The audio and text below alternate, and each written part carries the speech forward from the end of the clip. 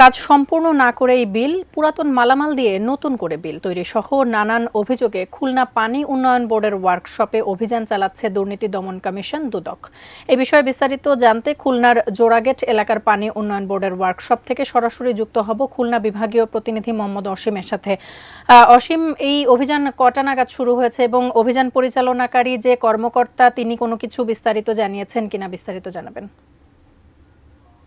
তাসফিয়া, দেখুন, প্রায় 1 ঘন্টা অতিবাহিত হয়েছে এই খুলনা পানি উন্নয়ন বোর্ডের যে ওয়ার্কশপ এখানে অভিযান চালাচ্ছে।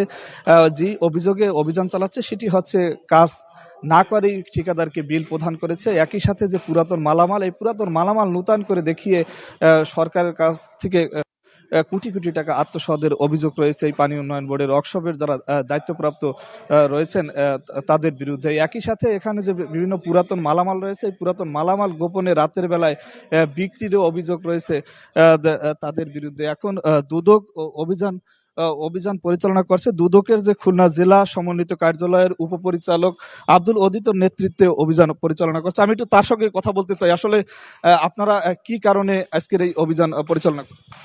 আমাদের কাছে একটি অভিযোগ ছিল যে বাংলাদেশ পানি উন্নয়ন বোর্ড মেকানিক্যাল বিভাগ যেটা আছে খুলনা, ওনারা একটি কাজ বাস্তবায়ন করেছেন। সেখানে এনাদের যে জোড়াগেট এলাকাতে যে ওয়ার্কশপ আছে, এই ওয়ার্কশপে একটি কাজ বাস্তবায়ন করেছেন ওনারা, যে কাজটির চুক্তি মূল্য হলো 32,96,101 টাকা।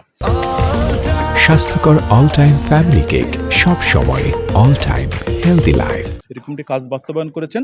এবং অ্যাকর্ডিংলি আমরা যে তথ্য সংগ্রহ করছি তাতে দেখা যাচ্ছে যে সমস্ত কাজের বিল পরিশোধ করা হয়েছে এবং বলা হয়েছে গত 6/1/2025 তারিখে আমরা যে বিলটি দেখছি সেই বিলে বলা হয়েছে যে প্রত্যয়ন করা যাচ্ছে যে বিলকৃত কার্যাদি ঠিকাদার কর্তৃক কার্যাদেশ মোতাবেক সঠিকভাবে সম্পন্ন করা হয়েছে, মানে পুরো কাজটি সম্পন্ন করা হয়েছে মানে মর্মে এখানে বলা হয়েছে এবং বিল প্রদান করা হয়েছে।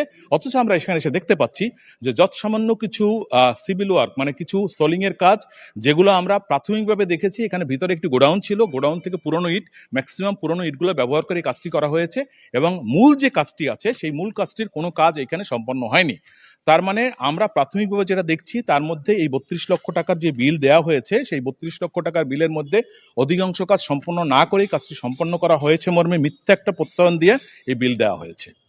ধন্যবাদ আপনাকে। তাসফি, আপনি যেমনটা শুনছিলেন, আসলে এই পানি উন্নয়ন বোর্ডের যান্ত্রিক শাখায় এটি মূলত এই ওয়ার্কশপের বিরুদ্ধে অভিযোগ কিন্তু দীর্ঘদিনের, শুধু একদিনের অভিযোগ নয়। এখান থেকে রাতের বেলায় মালামাল বিক্রি করে তাদের নিজেদের পকেটে টাকা, অর্থাৎ সরকারি মালামাল বিক্রি করে তাদের নিজেদের পকেটে নেওয়ার অভিযোগ রয়েছে দীর্ঘদিনের।